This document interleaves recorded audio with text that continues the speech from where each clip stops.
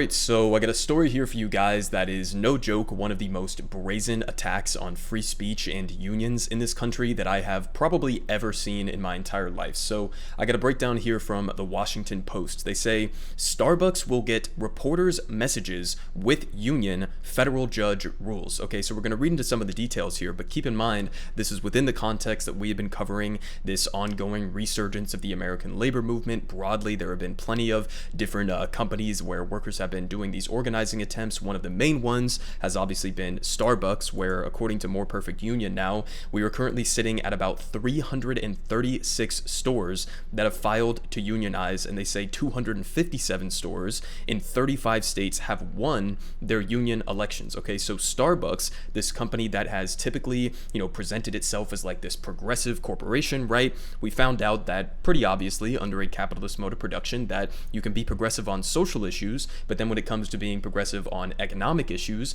and actually giving your so-called partners, because that's what Starbucks calls their workers, instead of giving your partners some actual say in the workplace, they have just been brutally cracking down on them at every chance that they have gotten, and even going so far as to deploy widespread illegal union busting tactics. And so that's the context that we're approaching this story with. But this part, which was a ruling that was issued by a Trump-appointed judge, just makes it that much worse, because now you have not only the ability for this corporation to basically do all of these illegal union busting tactics with complete impunity, because the NLRB, the National Labor Relations Board, is underfunded, under-resourced, doesn't have the tools at its disposal in order to actually hold these companies accountable when they do use illegal union-busting tactics. But on top of this now, you have the judicial system siding with this corporation to aid and abet in their illegal union-busting practices. So let's go ahead and get into some of the details here. They say a federal judge has ordered the organization behind a unionization drive at Starbucks stores in Western New York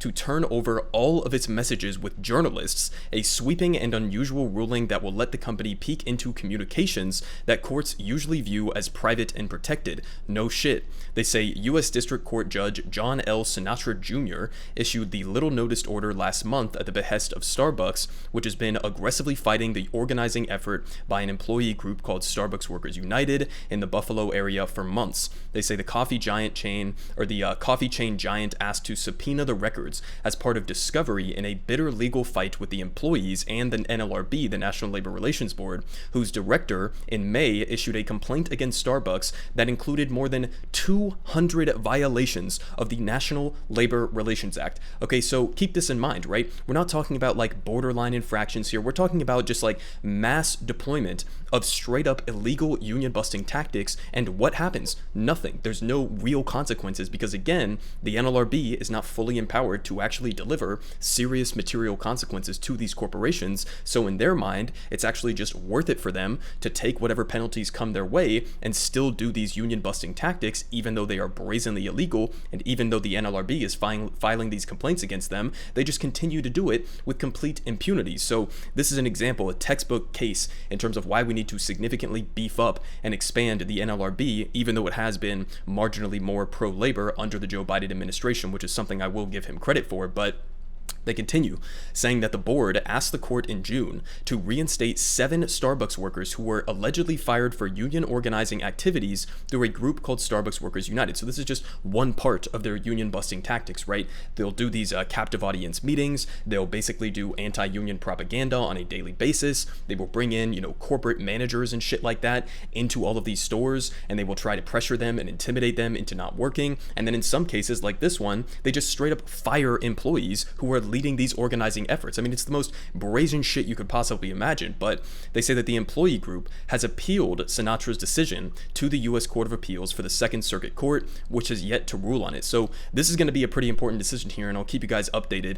once we actually get this ruling from this Second Circuit Court of Appeals, because if they just side with what this Sinatra Jr. Trump-appointed judge decided in this case, I mean, that is just completely obliterating the ability for workers, not just at Starbucks, but at any corporation, workers workers who are trying to organize, for them to have the ability to go speak to our so-called free press and to go speak freely to journalists to tell their side of the story and to try to expose a lot of these illegal tactics that companies like Starbucks are using on a regular basis. And not only would it chill the ability for these workers to go and engage in free speech and communicate with the public via the press, but on top of that, it would also chill the ability for these journalists to go choose to speak and to choose to cover to these speak to these workers and cover these types of stories, because the journalists could be thinking that, under this type of ruling, that, my communications, my sensitive private communications with these people or other sources as well, could just be exposed. I mean, it's just completely fucking ridiculous and given into the hands of a corporation who we already know are engaging in illegal union busting tactics. So on top of just the broad chilling effect on free speech and worker organizing rights in this country, you also have that added aspect that this is going to be something that directly, Starbucks could be using to go and target specific workers who are part of this organizing effort, which we've already seen they're perfectly willing to do. So it's just like every single angle that you want to look at this, it's completely fucking ridiculous. But they say that Sinatra, who was again, of course, appointed to the federal bench by President Donald Trump in 2018, ruled against the NLRB's motion, which sought to quash Starbucks' request. Instead, he ordered the employee organization to turn over documents, emails, texts, and other electronic communication between the workers and, quote, any digital, print, radio, TV, internet-based, or other media outlet regarding its organizing efforts. They say that the order would likely affect thousands of messages between organizers and a large swath of news organizations that have covered the Buffalo story.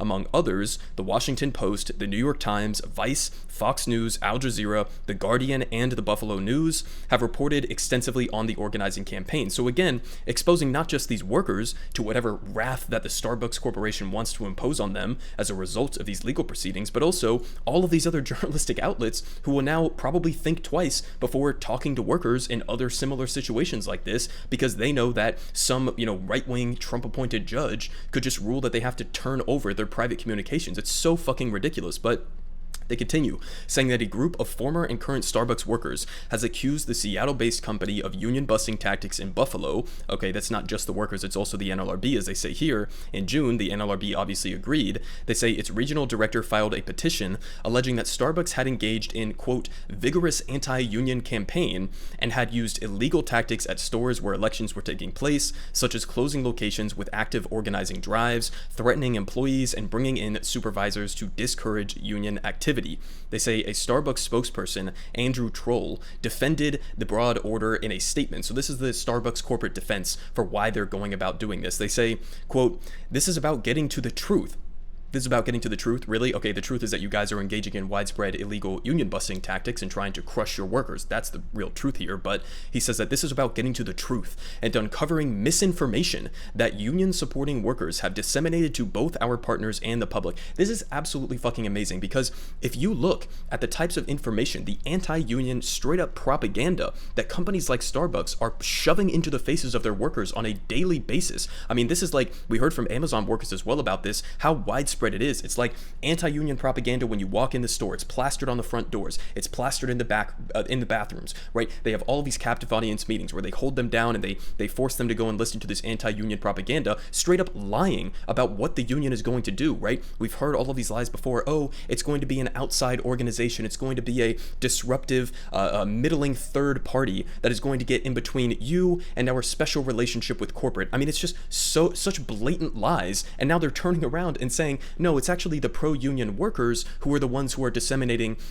propaganda or misinformation. That's literally what you guys do. That's a part of your official strategy, is to misinform workers about the benefits of unions. Okay, we know for a fact, this is a statistical, data-driven fact, that people who are in unions broadly across the American public have better wages, better working conditions, safer working conditions, etc. Okay, that's the truth here. Okay, unions are a benefit to the workers, and who are they not a benefit to? They're not a benefit benefit to the wealthy CEOs and executives and shareholders who profit by crushing wages, by getting rid of benefits and slashing them, and by refusing to update worker safety standards within their workplace, okay? That's the truth of here, okay? This is a fundamental reality of the capitalist system. You have two opposing antagonistic pieces here. You have the workers who want maximum wages, better benefits, better working conditions, and you have corporate who wants to do the exact opposite of that, because that is how they extract maximum surplus value off of the backs of their workers and send it off to their Wall Street shareholders, okay? That's the reality here. So the idea that, like, you know, this is about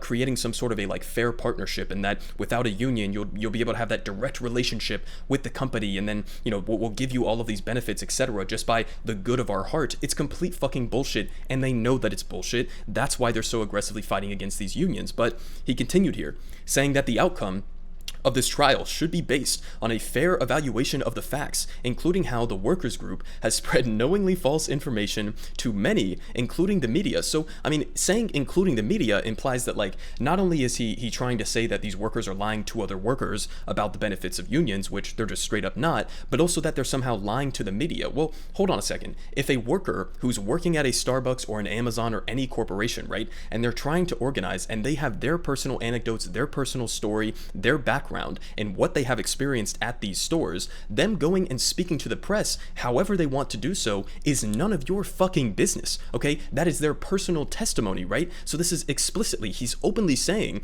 that his goal is to crush the ability for workers to actually be able to engage in free speech and to expose a lot of these things to the press. He's just openly saying that, right?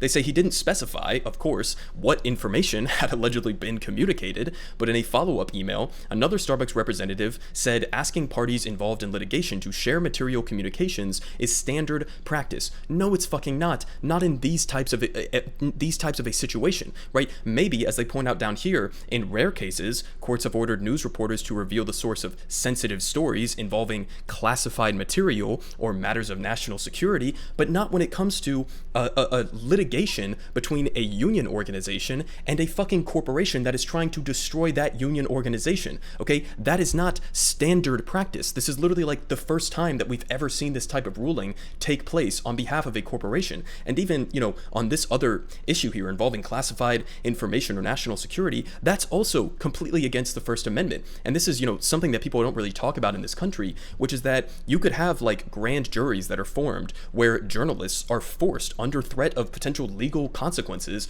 are forced to give up their stories if they happen to be reporting on something that is a matter of national security. Well, hang on a second, that also shouldn't be allowed, right? Journalists should be able to keep their sources no matter what the fucking story is about, okay? Because that's like a perfect textbook example of like why the United States wants to prosecute somebody like Julian Assange or Edward Snowden, right? Because they exposed information that was valuable to the American people, but that the national security apparatus didn't like getting exposed, right? That hurt our ability to continue going and continuing the wars in Afghanistan and Iraq if the American people understand the actual shit that we're doing on the ground and the widespread war crimes and human rights abuses and how much of a clusterfuck it actually is, okay? That's valuable to the American public, but that's not valuable to the national security apparatus. So this also should be completely illegal. It's just like they're pointing out that like, okay, this has happened in some other specific circumstances, but it definitely hasn't happened in a legal dispute between a union and a corporation, okay? So, I mean, I just had to bring you guys this story because this is one of the craziest things I've literally ever seen. I mean, it came across my feed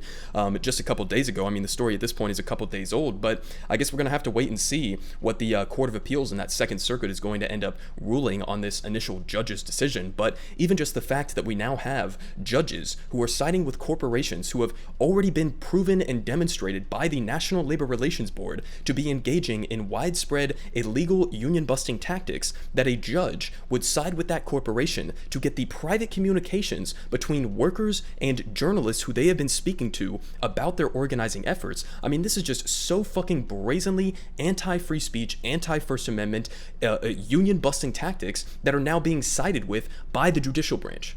Everyone is saying good politic guy has the best politic. Believe me, no one does it like him.